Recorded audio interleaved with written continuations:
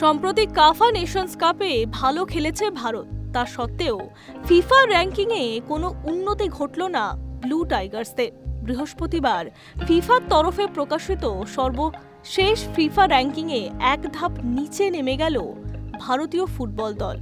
অন্যদিকে 11 বছর পর ফের বিশ্বের 1 নম্বর ফুটবল খেলিয়ে দেশ উঠে এলো স্পেন। কাফা কাপে ট্রাইবেকারে ওমানকে হারিয়ে ব্রোঞ্জ পেয়েছিল ভারত। বহুদিন পর আন্তর্জাতিক মঞ্চে সাফল্য পেয়েছিল ব্লু টাইগার্সরা, তা সত্ত্বেও তারা এখন 1113.8 পয়েন্ট পেয়ে 138 নম্বরে। এর আগে ভারতের পয়েন্ট ছিল 1113.22। ভারতের ঠিক আগে রয়েছে কঙ্গো।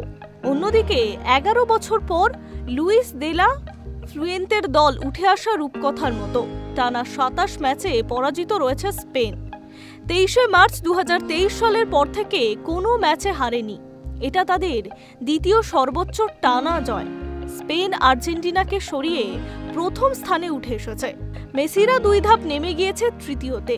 ক্রমতালিকায় দ্বিতীয় স্থানে ফ্রান্স, ইংল্যান্ড চতুর্থ।